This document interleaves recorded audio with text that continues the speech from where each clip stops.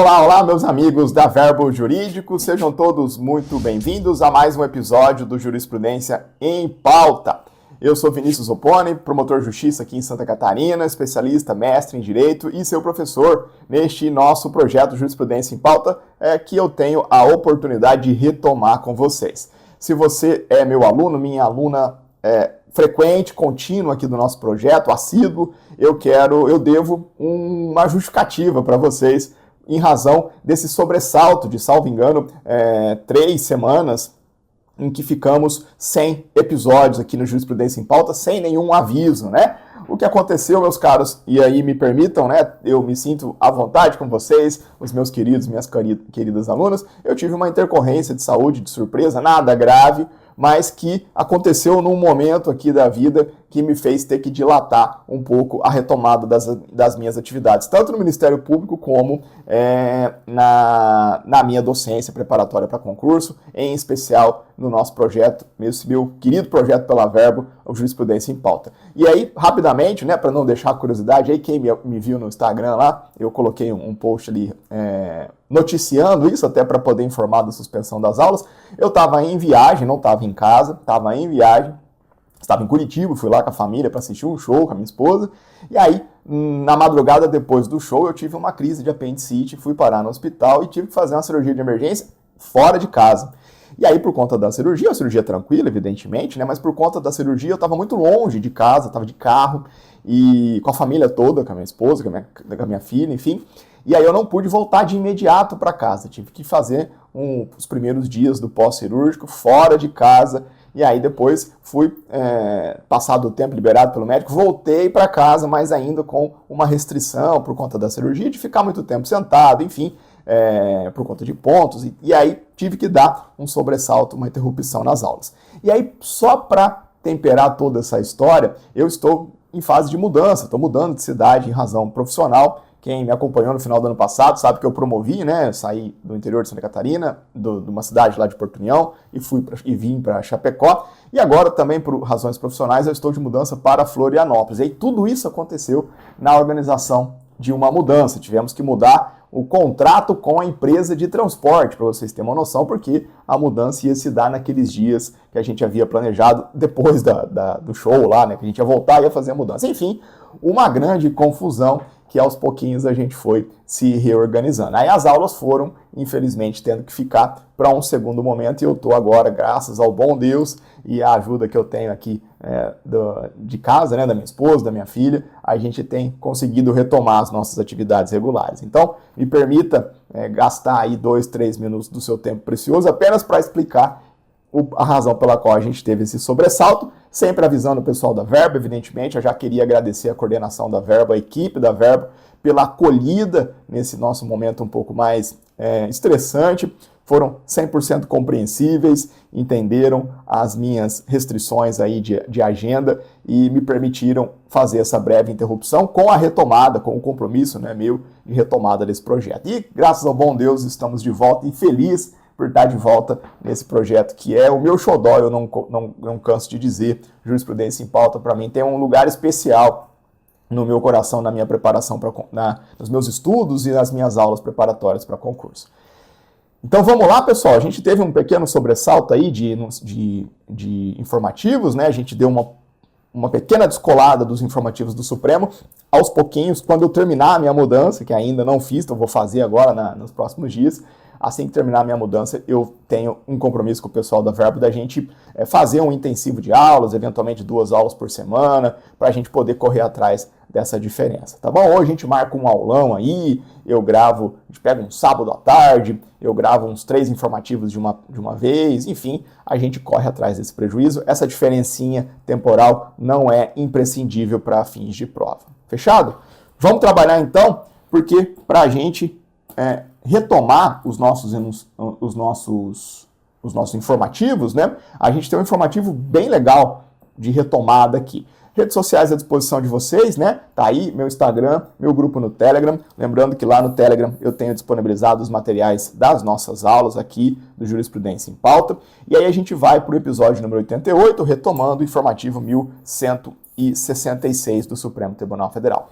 E aí, para abrir bem essa retomada, pegamos um informativo bem rico, né? 6 ADIs, 2 ADPFs, 2 repercussões gerais, 10 julgados. Você sabe que eu costumo trabalhar com 4, 5 julgamentos por informativo, por episódio. Isso, em geral, cobre 80%, 90% do teor de um informativo, mas esse cara aqui está muito grande.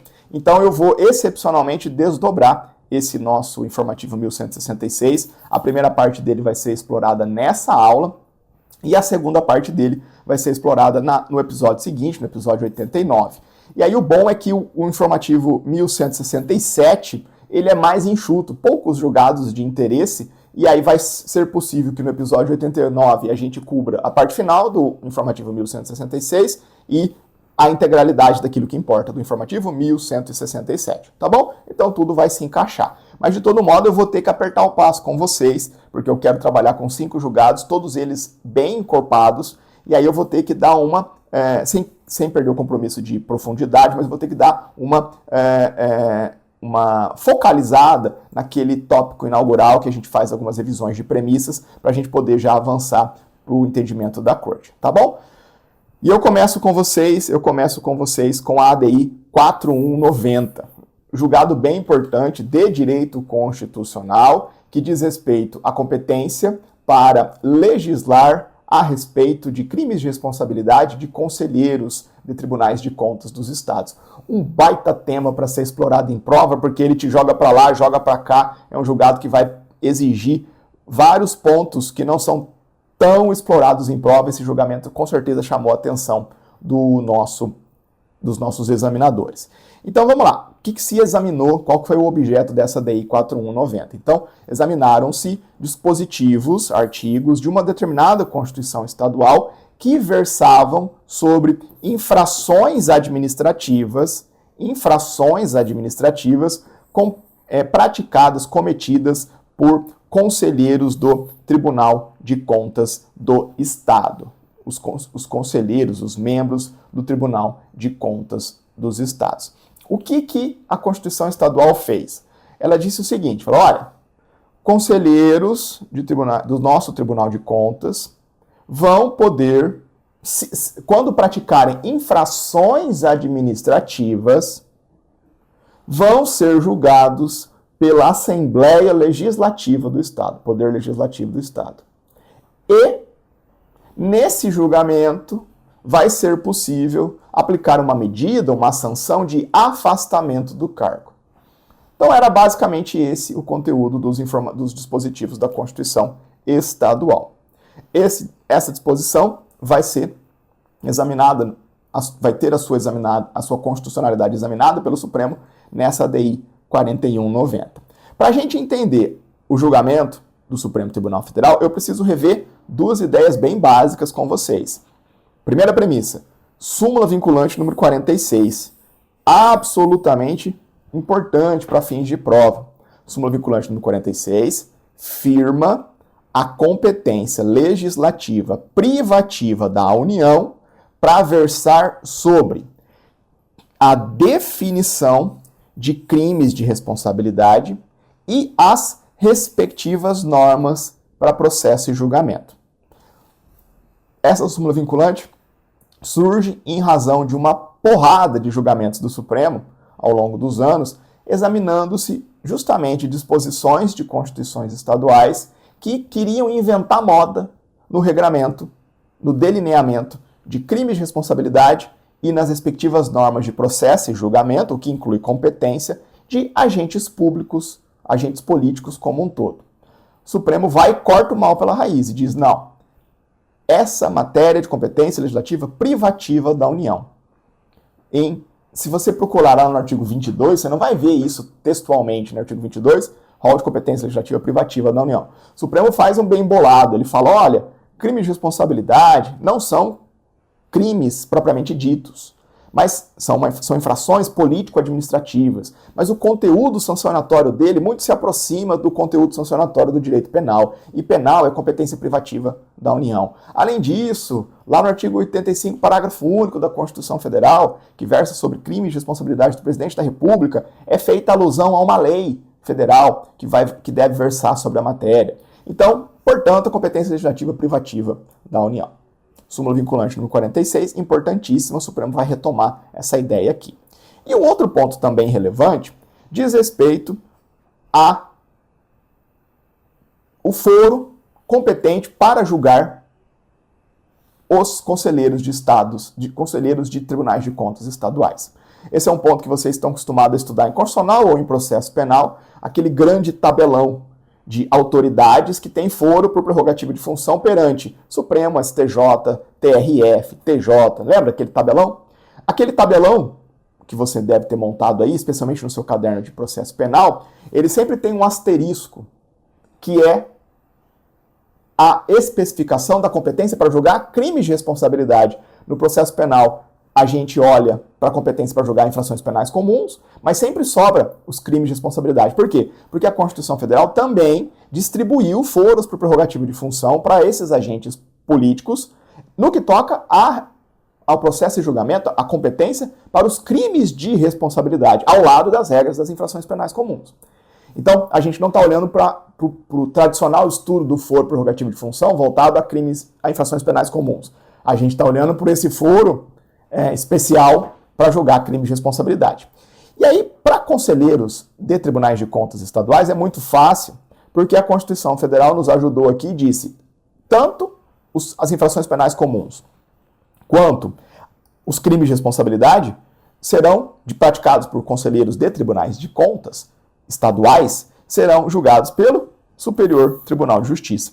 Eu dei uma decotada no artigo 105, inciso 1º, a linha A, para ficar focado aqui apenas nos membros de tribunais de contas dos estados e municípios. Então, compete ao STJ processar e julgar originalmente nos crimes comuns e nos crimes de responsabilidade os membros dos tribunais de contas dos estados e do Distrito Federal.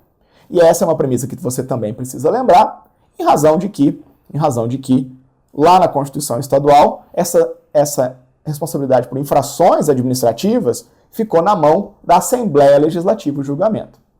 Então, uma disposição meio esquisita da Constituição Estadual, né? Porque não fala propriamente de crime comum, não fala propriamente de crime de responsabilidade, então fala de uma infração administrativa que vai ficar na mão da Assembleia, tudo isso chega no Supremo Tribunal Federal. E aí, meus amigos, olha só, o Supremo começa recordando as duas premissas que eu já antecipei com vocês anteriormente. Ele recobra súmula vinculante 46 e ele recobra competência do STJ. Ótimo. Agora veja, para poder trazer essas referências aqui para o nosso julgamento, a gente precisa, ou o Supremo precisou, jogar luz sobre essa figura, infrações administrativas. Infrações administrativas. O que é isso? O Supremo disse o seguinte, olha, no desenho constitucional brasileiro, os agentes políticos, como são os conselheiros de tribunais de contas estaduais, não estão sujeitos a uma responsabilidade puramente administrativa. Agentes políticos, na perspectiva administrativa, agentes políticos têm a responsabilidade administrativa substituída por uma responsabilidade político-administrativa. O servidor comum, titular de cargo de provimento efetivo, vai responder civilmente, criminalmente e administrativamente. Agora, o agente político, ele responde criminalmente, civilmente e vai responder em substituição à responsabilidade administrativa tradicional por uma responsabilidade diferenciada, que é a responsabilidade político-administrativa, que ganha vida justamente por meio dos crimes de responsabilidade. Então, não há responsabilidade administrativa de conselheiros de tribunais de contas estaduais, como não há de ministros do Supremo, de promotores de justiça, de membros do Poder Judiciário, de agentes políticos que respondem na perspectiva político-administrativa. Então, o Supremo disse, a rigor, o que a Constituição Estadual está fazendo, além de inventar moda, ela está, de maneira implícita, pelas beiradas, tentando versar sobre crimes de responsabilidade. E aí, dois problemas formais. Ela não pode fazer isso, ela não tem competência, o Estado-membro não tem competência para fazer isso, para legislar sobre crime de responsabilidade, súmula vinculante 46, e além disso, ela não pode querer inovar e trocar o órgão competente. para julgar conselheiros de tribunais de contas estaduais em matéria de crime de responsabilidade. Essa competência já foi fixada constitucionalmente pela Constituição Federal. Essa competência já foi fixada constitucionalmente no STJ, pelo texto constitucional federal, 88. Então, por esses dois motivos, está travada, está reconhecida a inconstitucionalidade formal desses dispositivos.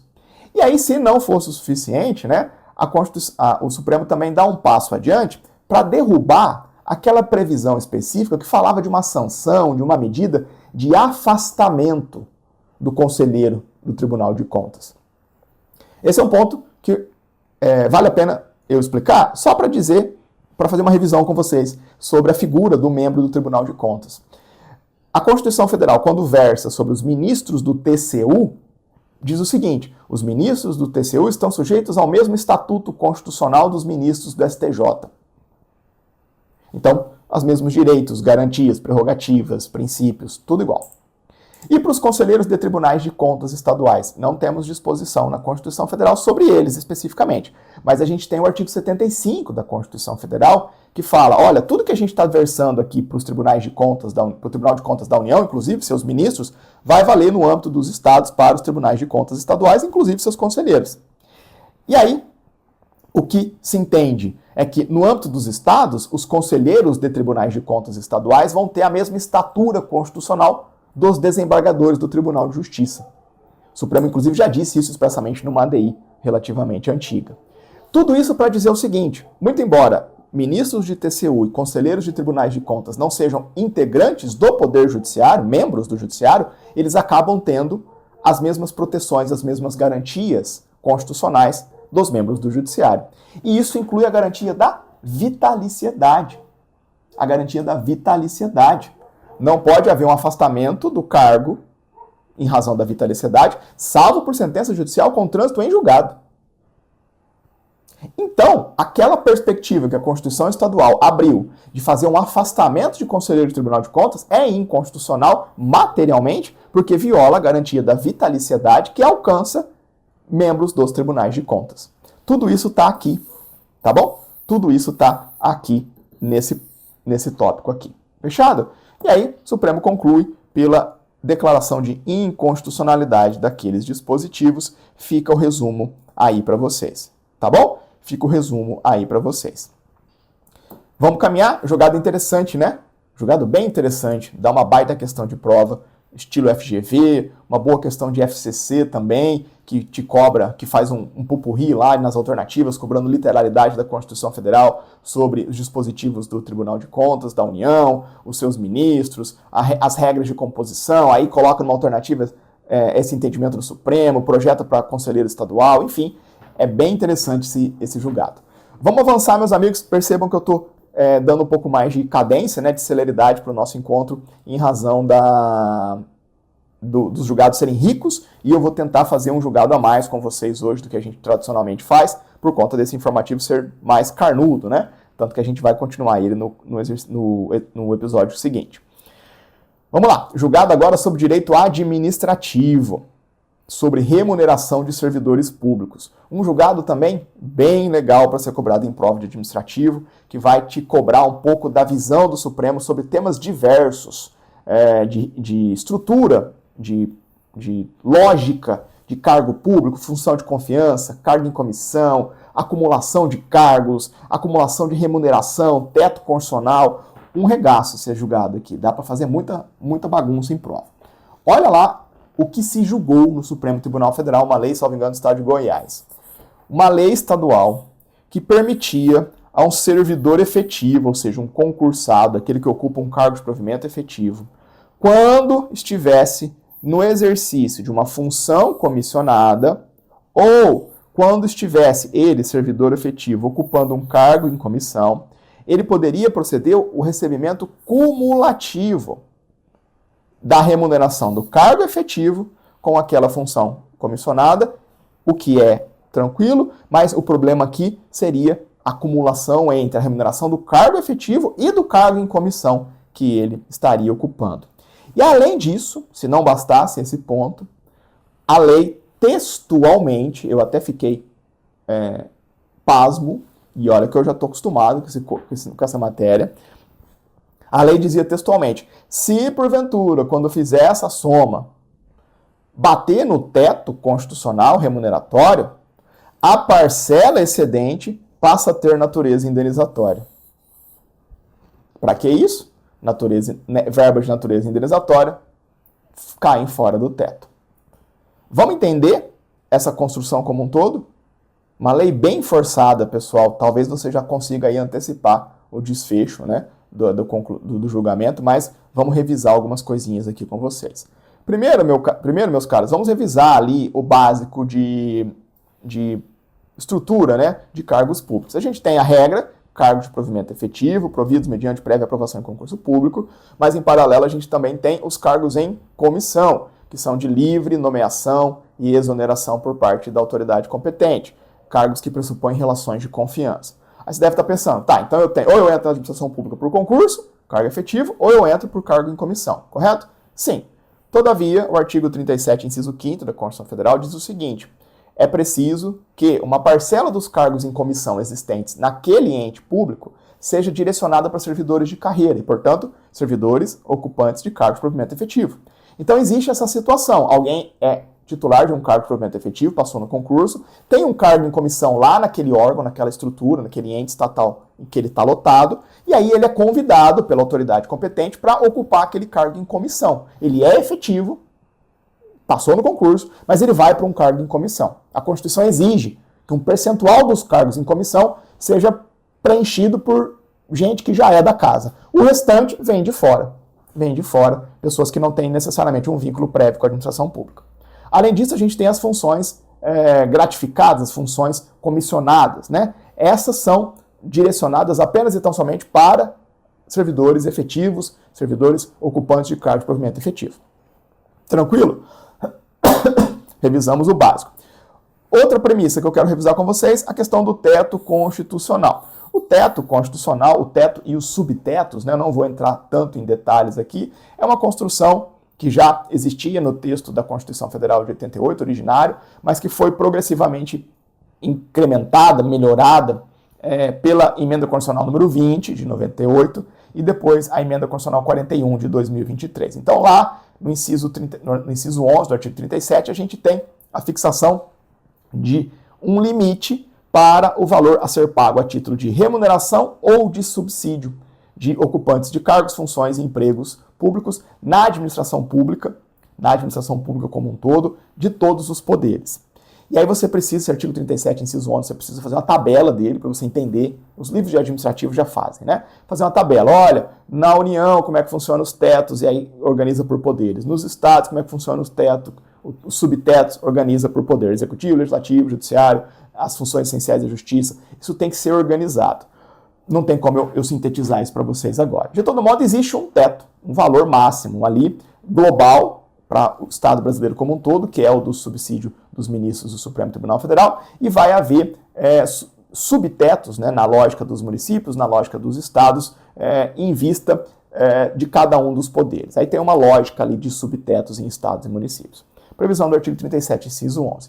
E aí, meus caros, lá no parágrafo 11 desse artigo 37, que foi inclusive recentemente alterado pela Emenda Constitucional 135, nós temos uma especificação de verbas que podem ser pagas, ou um alinhamento, uma perspectiva de que algumas verbas pagas a servidores públicos não serão computadas para efeitos dos limites do teto remuneratório, né?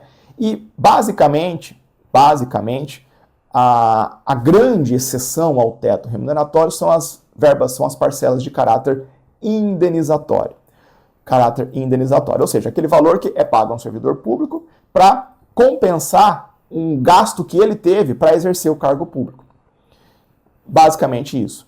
Então, você precisa viajar a serviço, você vai pegar seu carro, vai pagar seu combustível, vai chegar lá, vai pagar um hotel, vai pagar alimentação para trabalhar num determinado local que você está indo a título de exercício das funções do seu cargo.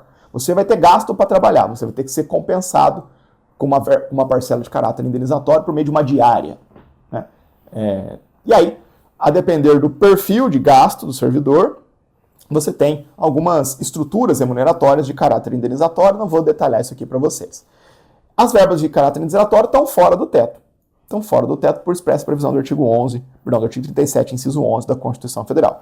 O que a Emenda Constitucional 135 de 2024 veio fazer? Veio dizer o seguinte, olha, a gente vai ter agora uma lei ordinária federal de caráter nacional aplicada para todo mundo, fixando quais vão ser as verbas de natureza indenizatória. Por quê?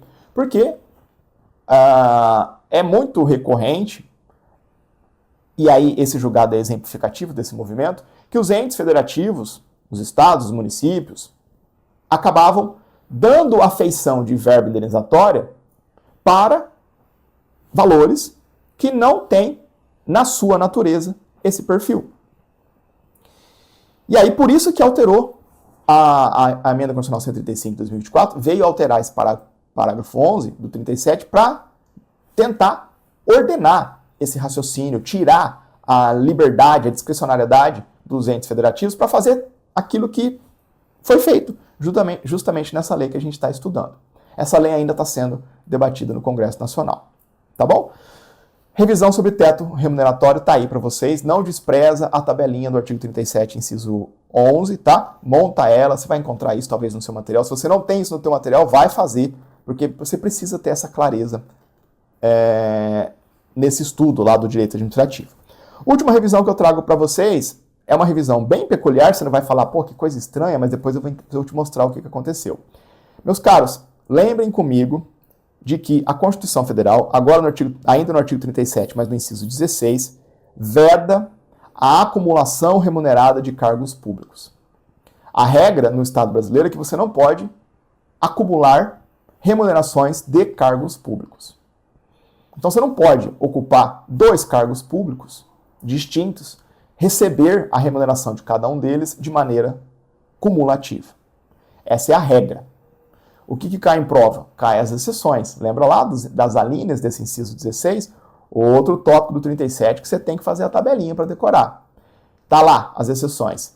Vai ser possível a acumulação remunerada de cargos públicos, primeiro, quando houver compatibilidade de horários, de jornadas de ambos os cargos ocupados ou dos cargos ocupados, e desde que os cargos cumulados sejam 2 cargos de professor, um cargo de professor com outro técnico ou científico, ou 2 cargos ou empregos privativos de profissionais de saúde com profissões regulamentadas, por exemplo, 2 de enfermeiros, 2 de médico. Isso é possível, 2 cargos de professor, dois cargos de professor de 20 horas, dá para acumular. Um professor 20 horas e um cargo de técnico 6 horas, dá para acumular.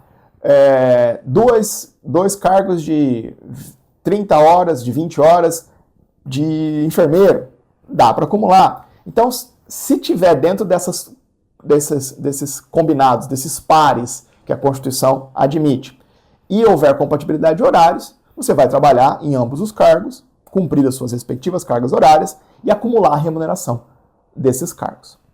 Fechado? Então a regra é vedada a acumulação remunerada de cargos públicos, as exceções são essas hipóteses descritas todas no artigo 37, inciso 16.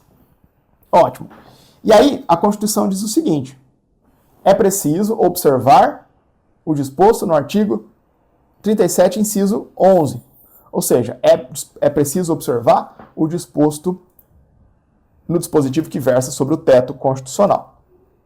O Supremo foi lá e no tema 377 da repercussão geral deu uma interpretação para esses dispositivos, temas 377 e 384. O Supremo disse o seguinte, olha, nesses casos que a Constituição Federal autorizar a acumulação de cargos, empregos e funções, a incidência do teto constitucional pressupõe a análise da remuneração de cada um dos cargos e não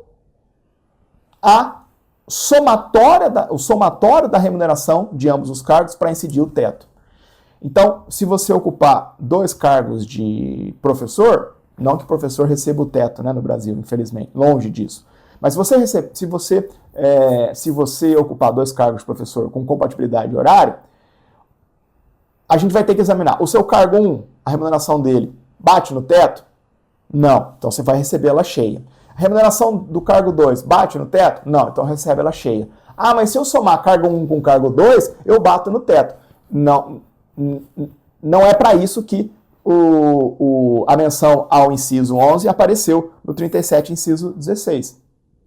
O Supremo disse, essa previsão do artigo 37, inciso 16, que manda observar o 11 do 37, ou seja, o teto, é uma disposição que a gente precisa projetar para a remuneração de cada um dos cargos, e não para o somatório. Vou dar o exemplo mais retundante, mais eloquente. Ministro do Supremo Tribunal Federal, que já ganha o teto, que é professor de universidade pública. Ele tem 2 cargos, tem compatibilidade horária. E aí, será que se ele for trabalhar como professor, se ele for desempenhar a função do cargo de professor de universidade pública, ele não pode, se interpretasse pelo somatório da remuneração, ele ia ter que trabalhar sem receber, porque ele já recebe o teto. Então, o Supremo, esse entendimento aqui, não que eles tenham fixado a seu próprio interesse, né? Isso acontece para várias realidades no serviço público, mas, de todo modo, o exemplo do ministro do Supremo é o mais didático aqui para vocês entenderem. Ele vai receber a remuneração como ministro e vai receber a remuneração como professor de universidade pública. Do ministro está travado no teto, que é a própria remuneração de ministro, e o da universidade pública também. Não vai somar para incidir o teto, incide em cada uma isoladamente. Fechou? Tema 377 da repercussão geral. Volta para a nossa lei aqui. A nossa lei tem vários problemas, né? Vários problemas evidentes. E aí o Supremo vai destacando cada um desses problemas e desconstruindo cada um deles. Então, aqui, de saída, acho que eu pulei um slide. A Corte vai reconhecer que as construções dessa lei estadual são todas inconstitucionais.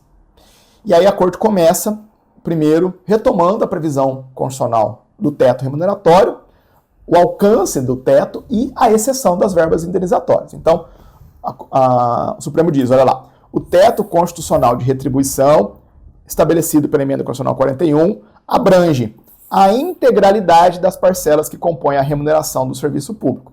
Veja que a estrutura remuneratória de um servidor público varia se ele segue o regime de remuneração ou o regime de subsídio. Subsídio é parcela única. Já o regime da remuneração, propriamente dita, ela é composta por um vencimento básico e diversos adicionais. O que o Supremo está dizendo aqui é, subsídio é parcela única, mas na remuneração, que tem várias parcelas, o teto abrange tudo. Porque tudo que está dentro da remuneração, ainda que de maneira um vencimento básico, mais adicionais, tudo isso é parcela de natureza remuneratória. É tudo contraprestação que o Estado paga para alguém trabalhar para ele. Então, o teto constitucional de retribuição da emenda, do inciso 11, lá na redação que foi dada pela emenda 41, abrange a integralidade das parcelas que compõem a remuneração do serviço público. Pois, o exercício ordinário de cargo ou função não é vantagem de caráter individual, não tem natureza indenizatória e não diz respeito à acumulação de cargos ou à condição extraordinária de trabalho. O que o Supremo está dizendo aqui? Ele está dizendo, olha, como regra, o que se paga para o servidor trabalhar é verba de natureza,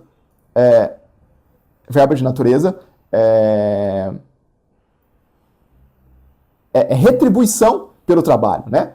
É verba de natureza remuneratória. Então, tudo está alcançado pelo teto. O teto surgiu para travar o valor da remuneração. Vai haver perspectivas diferentes, valores adicionais que vão ser pagos? Sim. Alguém está lá trabalhando numa condição extraordinária de trabalho, aí vai pagar uma diferença. É uma verba indenizatória, vai pagar uma diferença. É uma vantagem de caráter individual, vai pagar uma diferença. Então, há caminhos, há verbas possíveis de serem pagas para o servidor público que não tem o perfil de remuneração. Mas, como regra, aquilo que compõe a remuneração propriamente dita, ainda quando desdobrado em parcelas internas, é tudo verba remuneratória, está incidente no teto. A única exceção se refere às parcelas de cunho indenizatório previstas em lei, como a gente viu anteriormente. Beleza, agora vamos lá. Aqui o Supremo segue para afastar aquela construção que permitia a acumulação de cargo efetivo com cargo em comissão. Esse é um ponto em que a lei foi bem criativa, né? A lei diz o seguinte, olha, o João é titular do cargo de provimento efetivo A. E aí eu vou querer colocar o João no cargo em comissão X. Porque alguns cargos em comissão eu preciso direcionar para servidores efetivos. O João, quando estiver ocupando o cargo em comissão X, ele vai ganhar a remuneração do cargo em comissão X, mais a remuneração do cargo efetivo originário por ele titulado. Não dá, né, pessoal? Não dá. Não, nesse movimento de um servidor efetivo sendo direcionado para um cargo em comissão, não há acumulação de cargos. O que acontece é, ele deixa de exercer as funções do cargo efetivo, do qual ele era titular, e passa temporalmente, enquanto a autoridade nomeante quiser, a exercer as funções do cargo em comissão para o qual ele foi lotado. Não é acumulação, ele não está fazendo os dois trabalhos. Ele vai fazer o cargo em comissão, as funções do cargo em comissão, não as funções do cargo efetivo. Então, aquela lógica de acumulação de cargos não faz, aquela disposição não vai entrar aqui. Então, olha lá, um servidor que possui vínculo prévio com o ente estatal, decorrente de investidura em cargo de natureza efetiva, ao assumir um cargo em comissão, deixa de desempenhar as funções do cargo originalmente ocupado, de modo que inexiste efetiva acumulação de cargos. Nesse caso, o servidor se afasta temporariamente do efetivo exercício de um cargo para desempenhar as atribuições inerentes de outro. Então, não tem acumulação de cargos, não dá sequer para se cogitar de acumulação de remunerações. Está fora. Veja que isso acontece para cargos em comissão, para funções gratificadas, funções comissionadas, é diferente. A função se acopla ao cargo originário, aí tudo bem a acumulação, porque não é de cargo, é de cargo com função. Ótimo. Derrubada aquela perspectiva de acumulação de cargo efetivo com cargo em comissão. Derrubada. Comissão sobra, a acumulação do cargo efetivo com a função sobra. É possível, porque são ideias distintas, né? É uma função, um conjunto novo de atribuição que acopla naquelas funções do cargo efetivo. Então o servidor continua, de fato, fazendo aquilo que ele fazia no cargo de provimento efetivo, mais as funções novas. Agora vamos ver aquela história de quando somar tudo, se passar do teto, a diferença vira verba indenizatória. Aqui é, de novo, um exercício de criatividade. Depois a gente vê o Congresso Nacional nervoso, entre aspas, né, com a remuneração dos servidores públicos. Em geral, isso inclui todas as carreiras, MP, magistratura, todo mundo. Não estou tirando ninguém aqui da crítica.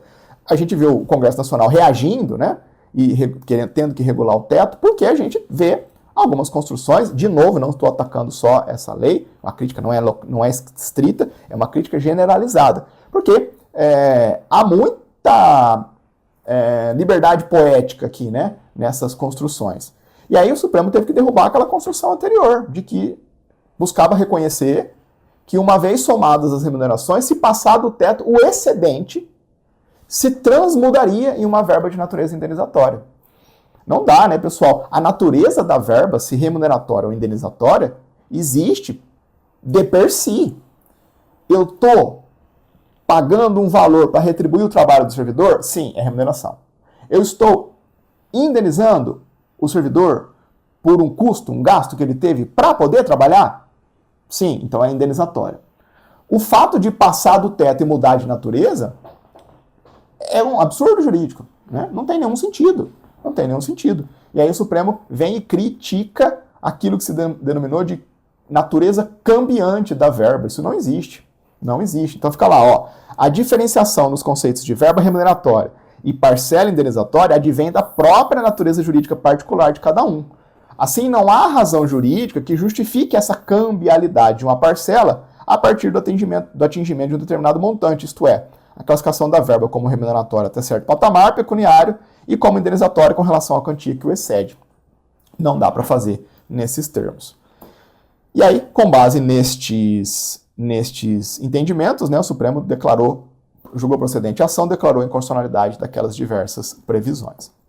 Tá bom? O resumo é bem simplinho aqui, né? Ó, é inconstitucional a inclusão de verbas remuneratórias como exceção ao teto constitucional. Nesse contexto, a natureza remuneratória e indenizatória de determinado valor auferido decorre da investigação e da identificação do fato gerador a ensejar a sua percepção. Tranquilo? Tentaram, via legislativa, se desviar da incidência do teto, numa circunstância que já era, numa situação originária que já era de per si bastante problemática, né? Que era aquela acumulação de cargo efetivo com cargo em comissão. A DI trabalhosa, né? Precisa de revisar várias coisas, precisa estar bem seguro no que é cargo efetivo, cargo provimento de comissão, cargo em comissão, função gratificada, teto constitucional, acumulação de cargo, regra, vedado, acumulação de remuneração de cargos, vedação constitucional, exceções, a incidência do teto. Tem que trabalhar com tudo isso aqui para poder alcançar as discussões desse julgamento. São temas imprescindíveis lá no direito administrativo, tá? Não despreze o estudo de cargo público, funções públicas, remuneração de servidor público. Eu sei que às vezes é um tema um pouco mais cascudo, mas amanhã, deduzo eu que a maioria de vocês que está aqui comigo quer ser servidor público, né? Quer ocupar um cargo dentro da estrutura do Estado. Amanhã você precisa dominar isso para o seu dia a dia mesmo, para o seu trabalho, para entender o seu contra-cheque, você vai precisar de tudo isso, além de para passar na prova. Vamos trabalhar, pessoal? Bora lá? Nosso tempo voa, né? Tema 656 da repercussão geral. Esse aqui é um julgado bem interessante, bem mais palatável, mais tranquilo do que o histórico que a gente estava trabalhando até aqui. Vamos lá? Então vamos começar. Vamos começar, meus caros. Vamos começar com a compreensão desse julgamento aqui. Um julgamento que se soma a diversos outros já pré-existentes na jurisprudência do Supremo Tribunal Federal relativos às guardas municipais. Nesse tema 656 da repercussão geral, o Supremo vai essencialmente julgar os limites da atuação das guardas municipais em matéria de segurança pública. Veja, meus caros, que para a gente entender esse tema, a gente precisa, nós já enfrentamos aqui no Jurisprudência em Pauta, em outros episódios, julgamentos relativos às guardas municipais, mas eu deixei até aí no final a menção aos informativos, né, para você depois procurar os nossos episódios, mas para contextualizar rapidamente, o que vocês precisam se recordar é que o artigo 144 da Constituição Federal é o artigo central relativo à segurança pública da Constituição Federal. Esse artigo, pode estudar ele do jeito que ele está agora, mas saibam que, não precisa ir lá estudar a PEC, mas saibam que existe uma PEC que foi apresentada pelo presidente da República ao Congresso Nacional nessa semana. Eu estou gravando essa aula aqui dia 26 de abril, né? Então, nessa semana que acabou, o presidente da República apresentou uma PEC que busca alterar substancialmente o artigo 144, justamente para amplificar o papel da União em matéria de segurança pública. O estudo do artigo 154 dá uma aula completa de 1h30 para a gente entender o seu contexto histórico ao tempo da Constituição de 88, as opções que foram ali perfilhadas, as alterações que foram surgindo progressivamente nesse dispositivo, algumas interpretações do Supremo sobre ele, mas enfim, o ponto focal aqui é a previsão das guardas municipais. Então o artigo 144 tem uma série de incisos em que são descritos os órgãos que atuam em segurança pública, e nesses incisos você não encontra as guardas municipais. As guardas municipais vêm mencionadas apenas no parágrafo 8º, desse artigo 144, nos seguintes termos: os municípios poderão constituir guardas municipais destinadas à proteção de seus bens, serviços e instalações, conforme dispuser a lei. E aí, meus caros, dois aspectos desse artigo, dessa disposição constitucional, acabaram gerando uma gigantesca discussão sobre onde que as guardas municipais se posicionam, né? Qual é o papel das guardas municipais numa lógica de segurança pública, numa lógica constitucional de segurança pública. E aí, dois aspectos desse dispositivo. Primeiro, as guardas municipais não foram listadas nos incisos, elas aparecem de maneira isolada no parágrafo 8º. E segundo, o parágrafo 8º fala de uma destinação, de uma finalidade, de um escopo constitucional para as guardas municipais voltadas à proteção de bens, serviços e instalações dos municípios, conforme dispuser lei. E aí discutiu-se muito tempo, será que guardas municipais integram o sistema de segurança pública? Será que guardas municipais desempenham atividade de segurança pública? Será que guardas municipais não teriam a sua função restrita à proteção de estruturas do próprio município? Guardar uma unidade básica de saúde, guardar o entorno ou o interior de uma escola municipal. Várias discussões. E com o passar do tempo, as guardas municipais começaram a se disseminar Brasil afora, várias cidades grandes com guardas municipais estruturadas. E aí várias discussões foram chegando no Supremo sobre o perfil constitucional das guardas municipais. Nesse meio do caminho nós tivemos um estatuto das guardas municipais, uma lei federal aprovada. A gente tem aí um amplo histórico de discussões. Antes desse tema 656 da repercussão geral, né, eu não vou contar a história toda, vou dar o cenário imediatamente anterior a esse tema 656, a gente tem algumas decisões do Supremo que foram progressivamente aclarando, afirmando alguns predicados para as guardas municipais. Primeiro, reconheceram que, muito embora topograficamente as guardas municipais não estejam listadas nos incisos do artigo 144, elas são sim órgãos de segurança pública. E são órgãos de segurança pública integrantes do Sistema Único de Segurança Pública, regido por lei. Então, é um sistema, é elemento de um sistema, faz parte da grande estrutura do Estado, que envolve diversos segmentos, né, passando pela PM, pela Civil, enfim, pela Polícia Rodoviária, pela Polícia Penal, mas as guardas municipais estão dentro do Sistema Único de Segurança Pública, são órgãos de segurança pública. Beleza. Esses julgamentos foram todos importantes, eles estão todos alinhados com uma mesma concepção, uma mesma visão constitucional, só que eles não resolveram questões mais operacionais, no sentido de, guarda municipal é integrante da segurança pública. Agora, segurança pública envolve vários perfis de atividades que são desempenhadas de maneira um pouco mais claras pelos outros órgãos de segurança pública. A gente sabe o que a PM faz. Faz segurança pública a título de prevenção de crimes. E pronta atuação no policiamento ostensivo e pronta atuação para debelar um crime em curso. Polícia Civil faz segurança pública? Faz. Mas faz segurança pública na perspectiva substancial de investigações, de apuração de infrações penais. Corpo de Bombeiros Militar faz segurança pública? Faz segurança pública, na perspectiva de prevenção e reação a episódios de urgência e emergência, incêndios, socorro. Polícia Rodoviária faz, mas faz nesse perfil. Então, a gente tem um sistema composto por elementos, por órgãos, e a gente consegue saber para os outros o que cada um faz. Tem uns pontos nebulosos? Tem. A PM pode investigar? PM pode investigar. E o TC da PM? O que é aquilo? Então tem uns pontos de atrito aí entre os espaços de atuação de cada um dos órgãos de segurança pública. Mas a grande discussão beleza, Supremo, Guarda Municipal é órgão de segurança pública, integra o Sistema Único de Segurança Pública, mas o que ela pode fazer? Pode prender em flagrante? Pode fazer policiamento ostensivo? O que ela pode fazer? Qual que é o escopo da atividade de segurança pública da Guarda Municipal? Isso não é retórica, pessoal. O STJ estava começando, e você vai encontrar vários julgados nesse sentido, a colocar em xeque autos de prisão em flagrante lavados a partir de intervenção da Guarda Municipal. A Guarda Municipal está lá fazendo monitoramento de uma praça pública, prende alguém por tráfico de drogas. É uma atuação legítima da Guarda Municipal? Essa discussão como um todo vai chegar no tema 656 da repercussão geral. E aí, meus caros, o Supremo vai nos dar algumas referências interessantes aqui de você levar para a prova, tá bom?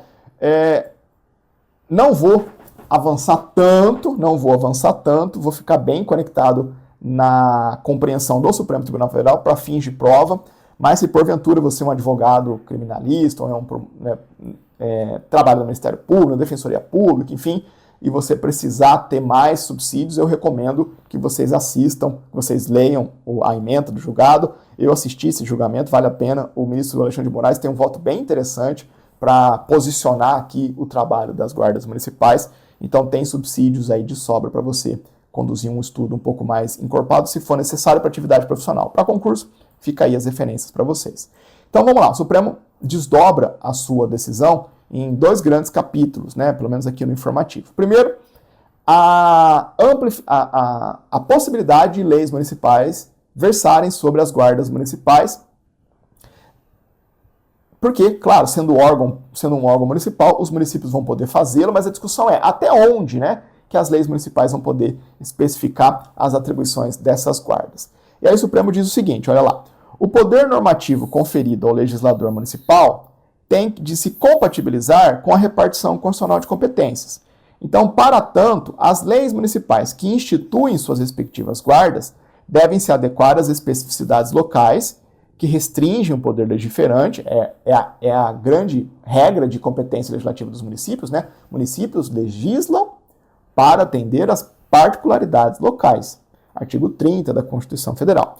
E, além disso, os municípios, quando forem legislar sobre as guardas municipais, têm que observar a finalidade constitucional da promoção da segurança pública, além de observar as normas gerais que foram fixadas pelo Congresso Nacional naquela lei, o Estatuto das Guardas Municipais, que o Supremo já disse que é constitucional. Então veja que interessante. Por que o Supremo está dizendo isso? Ele está dizendo isso, primeiro, para, de um lado, travar o legislador municipal quando for legislar sobre as guardas municipais, ou seja, guarda municipal vai ter que estar associada à promoção de segurança pública. Ah, vamos pôr a guarda municipal para, sei lá, inventar qualquer coisa, para fazer atos de, estou inventando moda aqui, de promoção da saúde pública. Não, peraí, guarda municipal não vai fazer campanha de conscientização contra a dengue. Isso não é segurança pública, não é para isso que a guarda municipal existe. Ela existe para orientar atuações de finalidade constitucional voltada à promoção de segurança pública. Então, a primeira baliza para a lei municipal. Além disso, a lei municipal tem que observar o Estatuto das Guardas Municipais, aquela lei federal de normas gerais sobre as guardas municipais que o Supremo já deu como constitucional. Então, o Supremo está abrindo esse capítulo para, de um lado, colocar limites para a legislação municipal, mas, de outro lado, está dizendo, município, quando você for desenhar a sua guarda municipal, fica preservando esses limites que eu estou te dando, fique à vontade para adequá-la às suas especificidades locais. O Supremo está dizendo, o texto constitucional não fez uma escolha categórica sobre a forma de atuação das guardas municipais. Apenas estabeleceu balizas norteadoras e abriu sua concretização ao legislador local. Ah, então a guarda municipal vai ter um canil para poder fazer intervenções de segurança pública. Vamos ter uma guarda municipal que vai ter um segmento voltado à Lei Maria da Penha, a pronta reação e monitoramento de medidas protetivas. Inclusive tem um programa do governo federal que estimulou essa atuação de guardas municipais. Ah, a gente vai ter uma guarda municipal voltada à segurança no entorno de escolas, em razão de que no nosso município a gente tem um alto grau de uma baixa adesão na frequência de algumas escolas. Os alunos ficam lá no entorno, a gente vai colocar a guarda municipal lá para debelar a presença de elementos de criminalidade e tentar estimular, junto com a educação, que vai tentar trazer esses alunos. Enfim, especificidades locais. Município não está pré-formatada a atuação da guarda pela Constituição, nem pela lei federal. Você coloca a guarda municipal para trabalhar em segurança pública e respeita as normas gerais que a União fixou, de resto você faz o que você quiser. Você vai trabalhar, vai adequar de acordo com as suas especificidades locais. Não há um desenho categoricamente previsto pelo Constituinte para as guardas municipais. Esse ponto é importante, né? Mantém na mão do município o perfil final das guardas, desde que com o pano de fundo constitucional preservado. Tranquilo? Então, veja, nesse contexto, o Estatuto Geral das Guardas, né, aquela lei que eu mencionei, foi julgado constitucional por essa corte. Ele contribui para delimitar o espaço normativo dado pela Constituição em respeito ao Pacto Federativo e evidencia o caráter colaborativo entre os entes que atuam na segurança pública e deve atuar de forma harmônica e conjunta. Beleza. Agora vamos lá. Beleza. Agora em termos operacionais. O perfil da atividade de segurança pública desempenhado pelas guardas. Em bom e claro português, pode fazer policiamento, pessoal? Pode fazer policiamento? Não vou avançar aqui com vocês, porque isso não cai em prova, salvo em concursos para órgãos policiais, e geralmente é só para oficialato de PM, e olhe lá. Eu não vou avançar com vocês aqui, mas existem uma teoria, né, de atividade policial, o perfil da atividade policial, os ciclos da atividade policial, a natureza do policiamento, tem muito conteúdo aqui por trás. Aí o Supremo vai tomar um partido, até onde pode a Guarda Municipal exercer suas atividades de policiamento. E esse é um julgamento importante porque o Supremo finalmente colocou por terra uma construção que sempre ficou uma construção muito banal, muito rasteira, muito pobre, para ser bem franco, na perspectiva da atuação das guardas. Muita gente, muito autor, em muitos julgamentos, a gente vê a seguinte construção. Olha, a Guarda Municipal está lá para proteger as instalações dos municípios. Então, Guarda Municipal é para proteger a biblioteca pública, o prédio da escola, a unidade básica de saúde, a prefeitura. Aí, o Supremo, nesse julgamento, especialmente pelo voto do ministro Alexandre de Moraes, diz o seguinte: peraí, vocês estão lendo o artigo 144 pela metade. Tudo bem, a Guarda Municipal destina a proteção de bens e instalações, mas se destina também à preservação dos serviços municipais. E onde que está o rol de serviços dos municípios? Na Constituição Federal. Na Constituição Federal. Competência material comum. Artigo 23.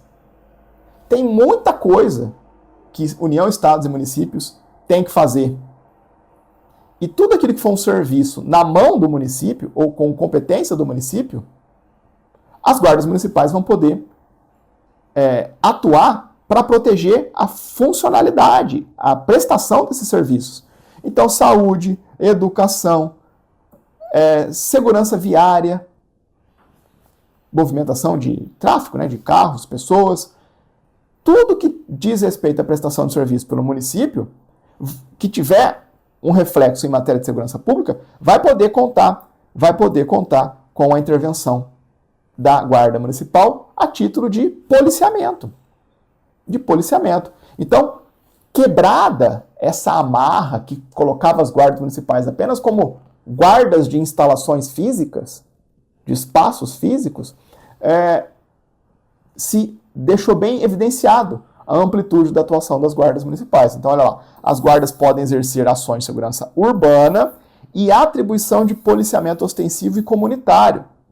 As guardas municipais podem exercer ações de segurança urbana e a atribuição de policiamento ostensivo e comunitário se insere no desenho normativo do federalismo de cooperação em prol da segurança pública, que é um dever do Estado e direito e responsabilidade de todos. Ademais, o policiamento ostensivo não é exclusivo da Polícia Militar. Uma das discussões é: a Guarda Municipal não pode fazer policiamento ostensivo porque isso é só da PM. Mas peraí, o Supremo já disse que a função de investigação não é exclusiva da civil. Por que a função de policiamento ostensivo vai ser exclusiva da PM? O Supremo está dizendo: policiamento ostensivo e comunitário é uma atribuição que precisa ser pensada dentro do federalismo de cooperação. Não é apenas a PM, braço de segurança pública do Estado, que faz policiamento ostensivo. As guardas municipais também vão poder fazê-lo.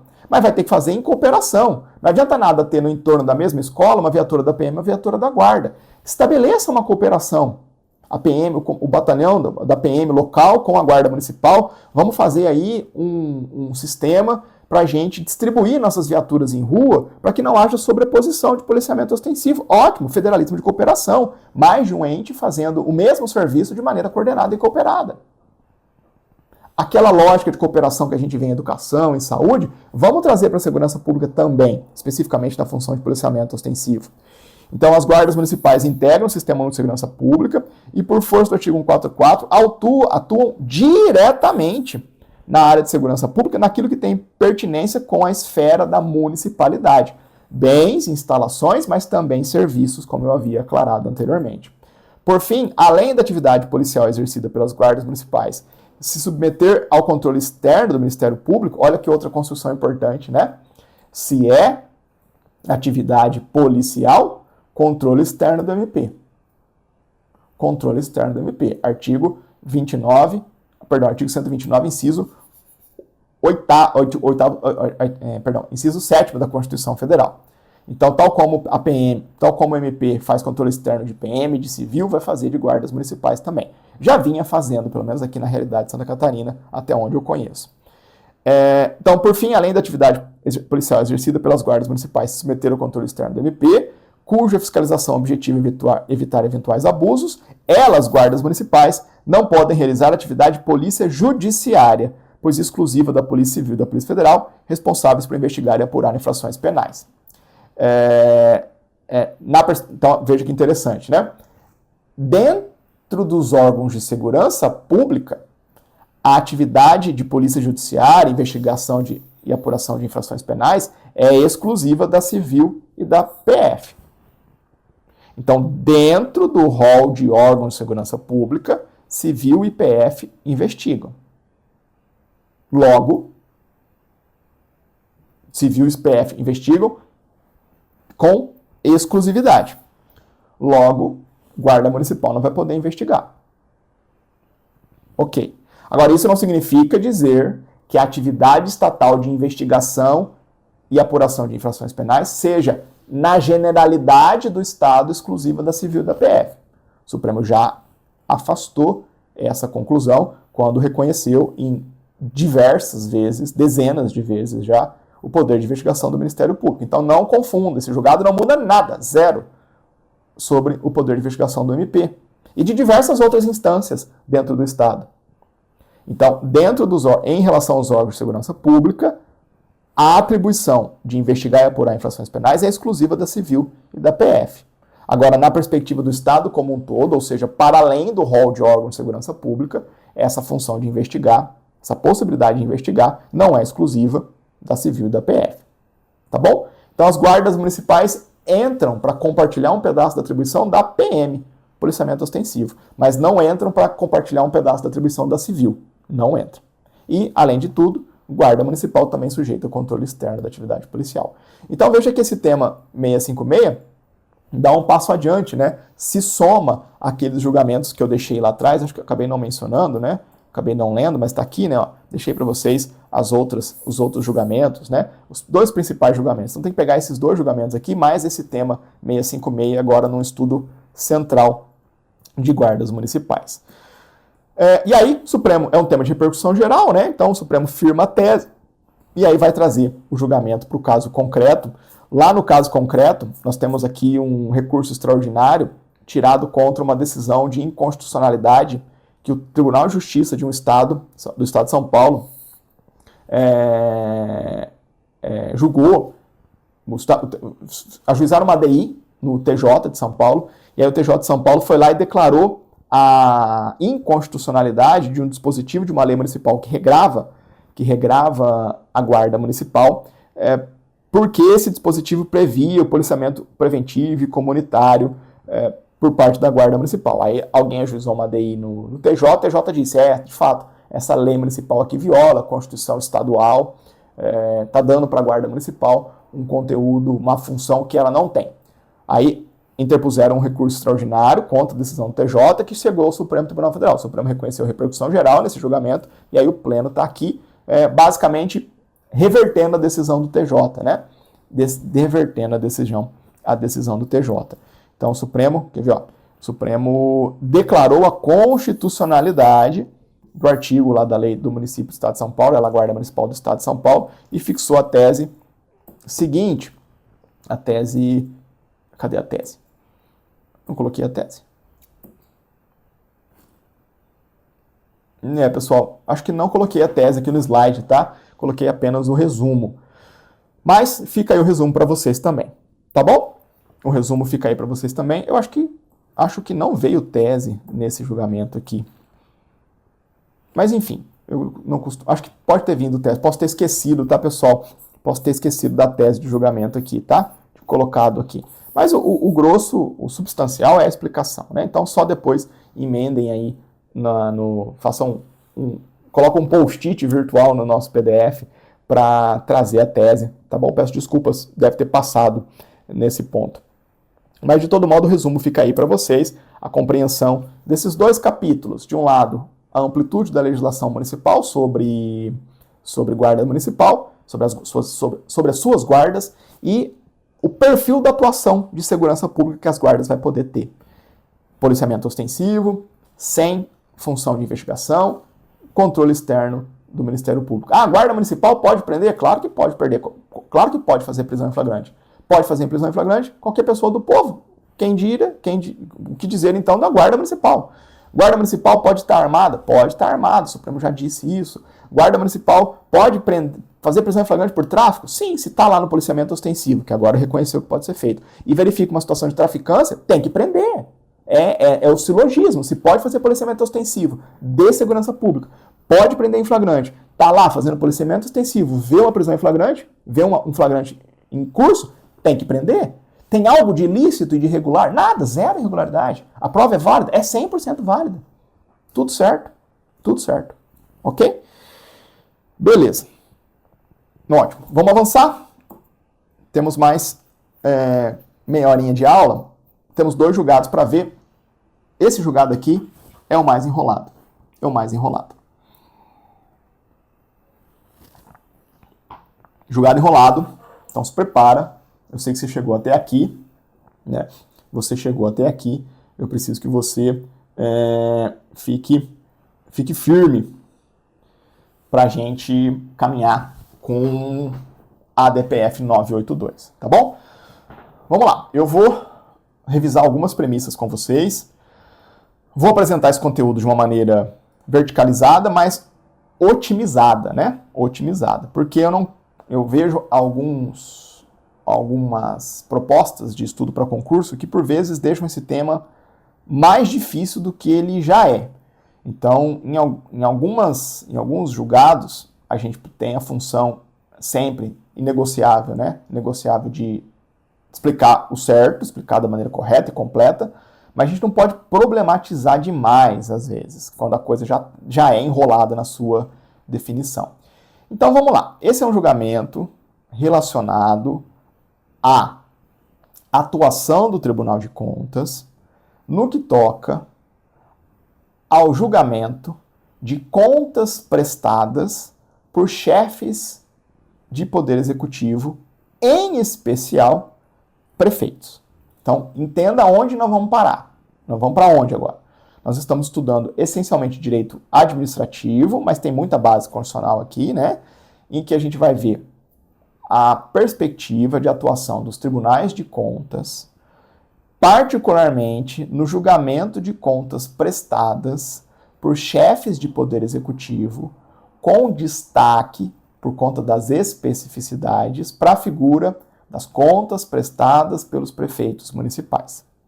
Para a gente entender esse tema especializadíssimo, esse tópico especializadíssimo, a gente precisa dar um passo atrás e vislumbrar, porque não vai dar para esgotar, vislumbrar o grande desenho constitucional que envolve, de um lado, o dever de prestação de contas por todos aqueles que, de alguma maneira, manipulam recursos públicos, e, de outro lado, o papel do Tribunal de Contas nessa engrenagem constitucional que existe para fazer controle das atuações do Estado e daquelas pessoas que atuam em nome do Estado. O Tribunal de Contas é uma peça primordial nessa engrenagem de controle externo dentro do Estado brasileiro a partir da Constituição Federal. Então a gente tem que ter esse pano de fundo, com essas 2 premissas claras, para enxergar o tópico mais específico da prestação de contas de chefe de poder executivo. Tá bom? Então a gente começa, e esse é um ponto muito, no meu modo de ver, muito mal explicado, em geral, pelas doutrinas, né, manualescas para concurso, mas a gente não pode esquecer da previsão do artigo 70, parágrafo único da Constituição Federal, que fixa justamente um dever geral de prestação de contas por toda e qualquer pessoa envolvida, direta ou indiretamente, com recursos públicos. Veja, só faz sentido a gente ter um mecanismo, um sistema de controle, se a gente tiver um dever de se sujeitar a esse controle. E aí, esse dever se traduz principalmente nessa obrigação de prestação de contas. Agora, presta-se contas a quem? A quem vai exercitar o controle. E quem exercita esse controle? Quem faz esse controle? Quem examina essas prestações de contas? Primordialmente, quem faz isso é o Tribunal de Contas. O Tribunal de Contas é a instituição constitucionalmente autônoma que recebeu a competência constitucional, artigo 71, para receber e julgar essas prestações de contas. Fazer isso ordinariamente. Vejam vocês que, topograficamente, o Tribunal de Contas foi colocado como um órgão auxiliar do Poder Legislativo. Já tive a oportunidade de explicar esse ponto para vocês aqui. O Tribunal de Contas é uma instituição constitucionalmente autônoma. Tanto a doutrina como o Supremo diz o seguinte: muito embora a opção topográfica da Constituição Federal de colocar o Tribunal de Contas lá como se fosse um apêndice do Legislativo, o Tribunal de Contas não está lá apenas para auxiliar o Legislativo. O Tribunal de Contas tem uma série de competências que ele desempenha de maneira autônoma, sem qualquer relação com o Legislativo. Qualquer relação com o Legislativo. Tem coisa que o Tribunal de Contas faz para ajudar o Legislativo? Sim, mas tem uma outra porrada de coisas, de competências que o Tribunal de Contas faz de maneira autônoma, como uma engrenagem, um mecanismo, uma instituição dentro do sistema constitucional de controle, na perspectiva de controle externo. Então, um município recebeu verba pública, tem que, do Estado, por exemplo, tem que prestar contas do Tribunal de Contas. Uma ONG recebeu verba pública, tem que prestar contas para o Tribunal de Contas. O Legislativo faz alguma coisa aqui? Não faz nada. É o Tribunal de Contas que recebe essa prestação de contas e vai julgá-las. E ao julgar essas prestações de contas e trabalhar de uma maneira geral com essa atividade de fiscalização, o Tribunal de Contas tem que ter alguns poderes, né? Imagina lá, ele está lá julgando a prestação de contas e fala: um pedaço da verba pública, eles não conseguiram explicar para onde foi parar. Tá faltando aqui, tem um buraco. O que eles vão fazer? Deu improbidade? Improbidade é com a MP, com a Procuradoria do Estado, manda cópia lá para eles. Mas o que eu, Tribunal de Contas, vou fazer? Eu vou imputar débito, falar: ô autoridade que está prestando contas aqui, você não conseguiu demonstrar o destino desse percentual da verba aqui. Vou imputar o débito a você, me devolva para o erário o valor. Imputação de débito é uma das possibilidades de atuação do Tribunal de Contas. Imputar débito para garantir o ressarcimento ao erário. Além disso, imagina que a pessoa está lá, tem que prestar contas no prazo tal, não presta. É notificado pelo Tribunal de Contas, apresenta contas parcialmente, notifica de novo, não complementa, sonega dados, trabalha para prejudicar o desempenho das competências pelo Tribunal de Contas. O Tribunal de Contas vai ter que multar esse povo para que o sistema funcione. Então, veja, o Tribunal de Contas vai ter competências autônomas e vai ter ferramentas para poder dar substância para essas competências. Imputar débito, impor multa, tudo isso previsto agora no inciso 8º do artigo 71. Então, veja que esse é o desenho regra. O sistema constitucional tem o sistema constitucional de controle de atos da administração pública, vai se desdobrar num grande mecanismo de controle externo, que orbita a figura do Tribunal de Contas, e os mecanismos de controle interno. Então, quando a gente lê a Constituição em busca de compreender esse sistema de controle que a Constituição colocou de pé, A gente enxerga na perspectiva do controle externo esse papel do Tribunal de Contas, que não é mero apêndice do Legislativo, que tem competências próprias, autônomas, e que ao fazê-lo vai poder imputar débito, aplicar multa e vai ficar lá, basicamente, fazendo julgamento de prestações de contas, ao lado de uma série de outras atividades também voltadas à fiscalização. Fechado? Ok. Esse é o primeira cor no nosso palco aqui, nas questões de fundo. Agora, olha só que interessante. Em acréscimo, em complementação, em especificação, em especialização desse modelo, a Constituição Federal também desenhou um mecanismo especial no entorno das chefias do Poder Executivo. Leia-se, Presidente da República, Governador do Estado e prefeitos. Tudo que eu vou falar aqui vale, em linhas gerais, para ambos os 3 níveis da Federação Brasileira, mas a gente tem uma especificidade maior, uma particularidade, no que toca a figura dos prefeitos.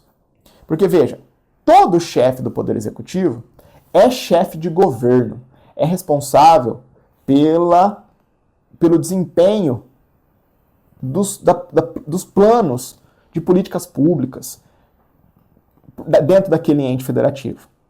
E essa atividade de governo também gera um dever de prestar contas.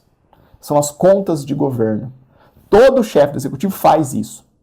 Agora, além disso, existe a possibilidade de um chefe do Poder Executivo, e isso acontece praticamente de maneira exclusiva no âmbito dos municípios, existe a perspectiva de um chefe do Poder Executivo, além de chefe de governo, ter um trabalho mais na posição de administrador público.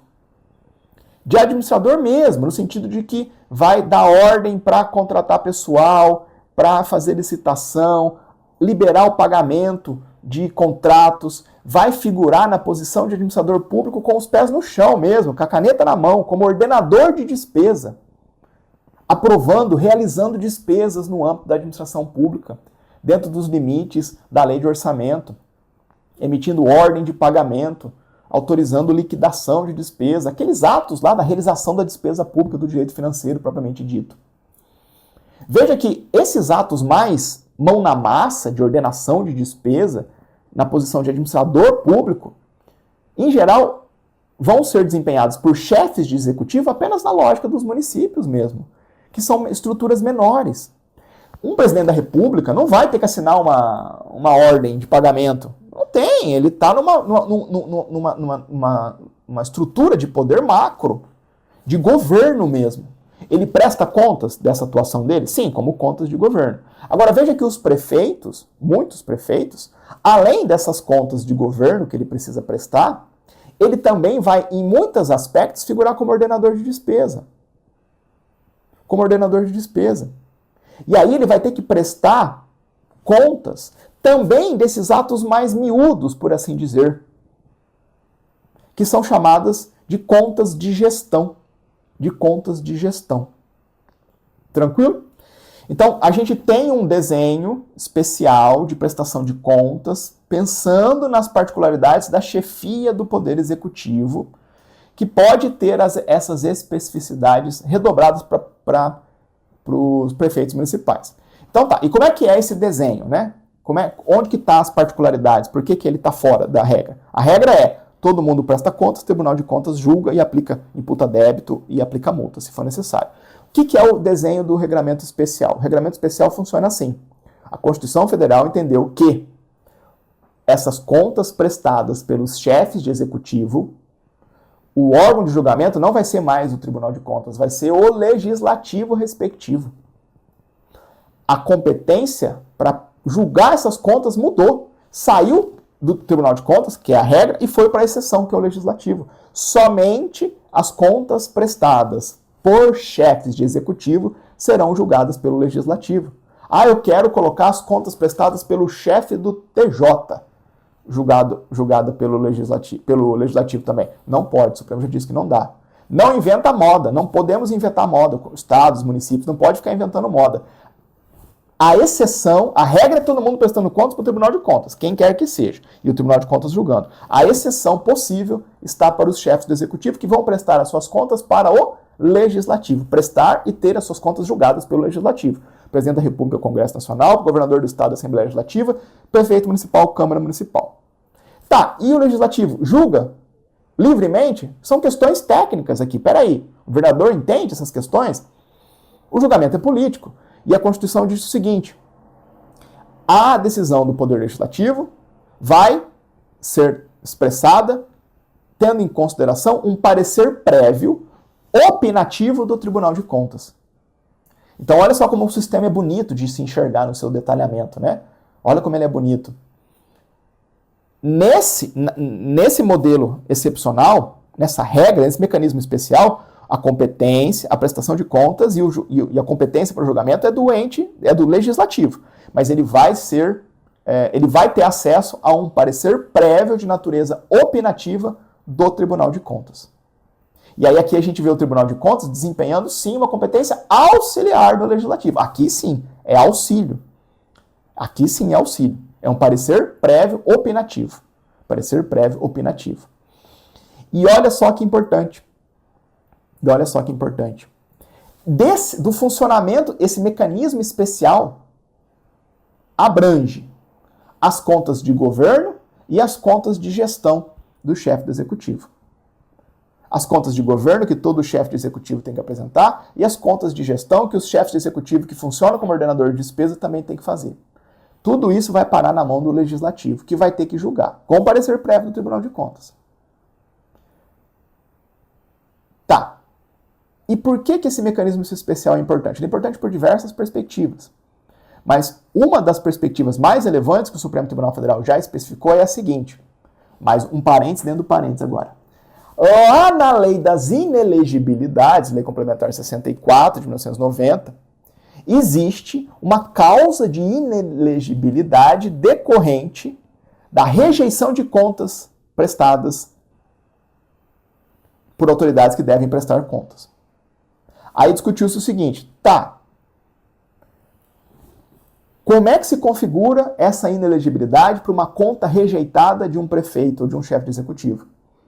O Supremo disse, a inelegibilidade decorrente da rejeição de contas de chefes de executivo só se configura quando nós estivermos diante de uma decisão do legislativo.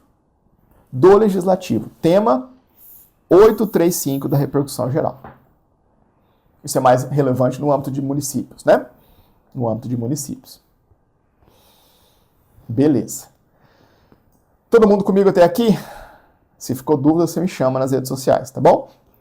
Beleza. Professor, acho que entendi. Acho que entendi. Beleza. Mas sobraram enroscos ainda. O que sobrou de enrosco para a Corte julgar na DPF 982? Sobrou enrosco naquela construção, naquela perspectiva das contas de gestão. Sobrou enrosco naquela perspectiva em que o chefe do executivo funciona como ordenador de despesa. Por quê? Porque naquela atuação do chefe do executivo, do prefeito lá, especialmente em municípios menores, que ele trabalhou como ordenador de despesa, o Tribunal de Contas vai fazer o parecer prévio, vai mandar para a Câmara Municipal, mas pode ser que nessa análise desse julgamento de contas, se conclua que está faltando explicação do destino de uma determinada verba. E o que o Tribunal de Contas vai fazer? Ele vai fazer o parecer prévio, vai mandar para a Assembleia, para a Câmara Municipal. A Câmara Municipal não tem poder, porque o julgamento é político e as sanções são limitadas, não tem poder para falar, prefeito, devolve esse valor aqui, se vira. Você não explicou para onde foi? Uma parcela do recurso? Não tem. Não está dentro da racionalidade, do mecanismo do julgamento, desse mecanismo especial. E aí sobra problema, né? A atuação do sistema de controle, nesses casos em que o prefeito está funcionando como ordenador de despesa, se a gente colocar tudo isso apenas dentro do mecanismo especial de julgamento político via legislativo, vai enfraquecer o sistema. Vamos ter que ficar mandando para o MP, para a Procuradoria, o sistema de controle vai ficar um pouco esvaziado. Um pouco esvaziado. E aí, alguns tribunais de contas, especialmente por provocação do respectivo MP de contas, que atua lá pelo Tribunal de Contas, começou a defender o seguinte: quando nós tivermos contas de gestão, chefe do executivo trabalhando como administrador público, como ordenador de despesa, essas contas também vão ter que ser julgadas pelo Tribunal de Contas. Quer julgar politicamente lá no mecanismo especial? Julga. Muito que bem. Põe lá também. Põe lá contas de governo, aquelas maiores, e põe as contas de gestão. Se rejeitar, dá inelegibilidade, deixa o mecanismo especial funcionando normalmente. Agora, traz para o mecanismo normal, no mínimo, a prestação de contas de gestão. Prefeito municipal como ordenador de despesa, como administrador público, para o sistema fechar. E essa discussão, de maneira mais detida e isolada, ainda não havia sido suficientemente esclarecida pela Corte. Eu estou fazendo uma síntese gigantesca aqui para vocês. Eu para entender isso aqui, penei para valer. Eu tive que ler esses julgados várias vezes. Sorte que eu não comecei a estudar ontem, né? Estão acompanhando esse material. Eu tenho livro de financeiro, tenho livro de constitucional, já estudei bastante daqui, já vi esses votos dos ministros diversas vezes. Mas esse ponto, de fato, era nebuloso, isso não estava claro. E aí, por meio dessa DPF, essa questão chega literal e textualmente na Corte. Nós já tínhamos algumas sinalizações, mas eu não vou contar. Disse que eu não ia deixar o assunto mais enrolado do que ele já é. Mais enrolado do que já é. Tá bom? Ótimo. Vamos lá. Como é que essa questão chega na DPF 982?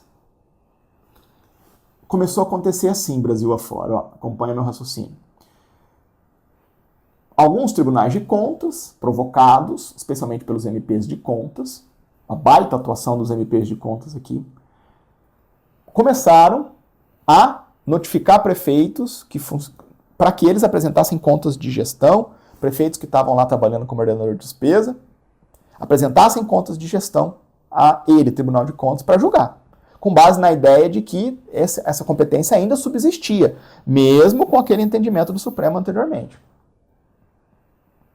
Os tribunais de contas começaram a trabalhar, alguns prefeitos prestaram contas, e aí o Tribunal de Contas começou a rejeitar contas, imputar débito, trabalhar, imputar débito, aplicar multa. Não quer prestar conta? Vou te impor multa.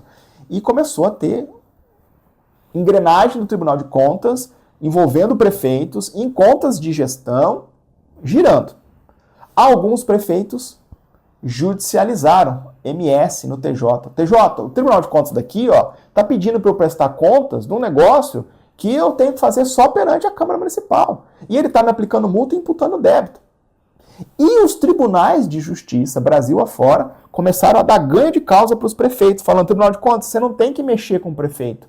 Tema 835 da repercussão geral. Contas de governo e de gestão, quem julga é a Câmara. O que você está pentelhando os prefeitos? Decisões judiciais de nulidade de autuações de decisões de tribunais de contas com esse perfil. Essa interpretação constitucional presente nesse conjunto de decisões judiciais chega no Supremo via DPF 982.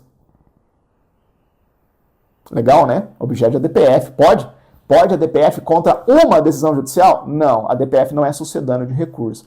Pode a DPF contra um conjunto de decisões que consagra um entendimento que viola a preceito fundamental? Sim, não é a primeira vez e não vai ser a última. E aí a decisão chega no Supremo Tribunal Federal. E o Supremo entendeu que sim, tribunais de contas podem sim julgar contas de gestão de prefeitos quando eles são ordenadores de despesa. Professor, a Corte está louca. Revogou o tema 835 da repercussão geral? Não.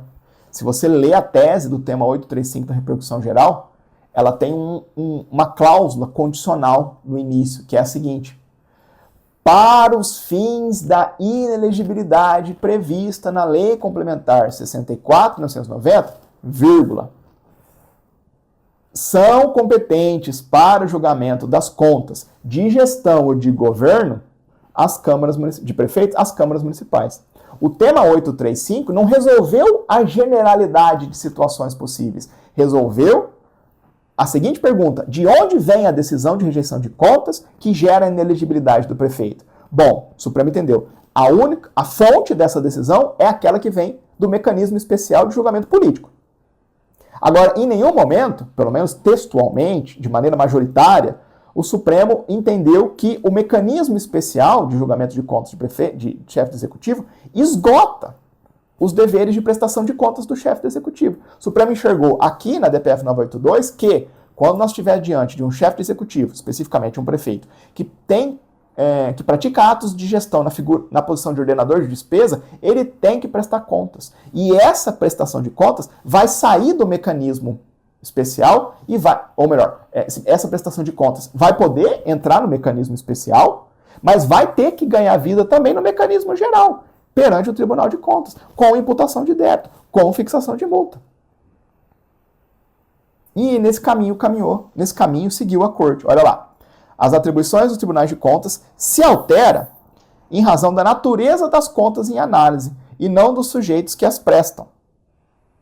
Conforme o texto constitucional, as cortes de contas possuem competência para exercer julgamento técnico das contas de ordenadores de despesa. O Supremo está dizendo, quem prestar contas a título de ordenador de despesa vai ter um julgamento técnico da Corte de Contas, seja quem quer que seja, inclusive prefeitos, remanescendo a titularidade do julgamento político das contas de governo, que é prestada pelos chefes do Executivo aos órgãos do Legislativo. Aí o Supremo está dizendo, olha, se a gente não fizer isso, vai ficar um sistema capenga. Porque, veja, a natureza do título executivo conferido às decisões do Tribunal de Contas que imputem multa ou condenam o ressarcimento ao erário evidenciam a intenção do Constituinte de acelerar a reparação decorrente dos desvios de dinheiro público, dar eficácia aos atos decisórios referido órgão e evitar a prescrição de ressarcimento ao erário. O Supremo está recobrando o poder do Tribunal de Contas e como que essa competência precisa ser exercida. Nesse contexto, a atribuição da competência para julgar as contas de gestão de prefeitos na qualidade de ordenadores de despesa é essencial para garantir a eficácia do sistema de controle externo que a Constituição Federal desenhou, a responsabilização dos gestores públicos e a preservação do erário. Portanto, o Supremo, por unanimidade, julgou procedente a DPF para invalidar as decisões judiciais que estavam anulando atos decisórios do Tribunal de Contas que, em julgamento de contas de gestão de prefeitos, imputavam débito ou aplicavam multa, preservando, preservada a competência exclusiva da Câmara Municipal para aquela decisão de rejeição de contas que gera inelegibilidade. E aí, aqui sim, o Supremo fixou diversas teses que concentram essa nossa explicação. Tá bom? Tranquilo? Ufa! E aí eu resumo para vocês também. Pessoal, meu tempo estourou, eu não vou falar nas pressas a DPF 366, que é um desdobramento dessa daqui, eu vou levar ela para o próximo episódio, tá bom? Disse que esse informativo era trabalhoso, mas voltamos com tudo aí, com vários temas interessantes. Assiste de novo a explicação da DPF anterior, se não ficou claro, porque foram várias informações, você tem que entender todas, e na aula seguinte a gente retoma por aqui. Tá bom? Meus amigos, foi um prazer, estou muito feliz de estar de volta com vocês, muito obrigado, agradeço pela paciência, espero que vocês retomem aí o ímpeto de assistir os nossos episódios, compartilhe com os amigos e alunos e colegas que estão estudando para concurso o nosso projeto, o apoio de vocês é imprescindível para a manutenção desse nosso projeto periódico aqui que a Verbo nos possibilita. Fechado? Forte abraço a todos, meus caros, fiquem com Deus e até semana que vem.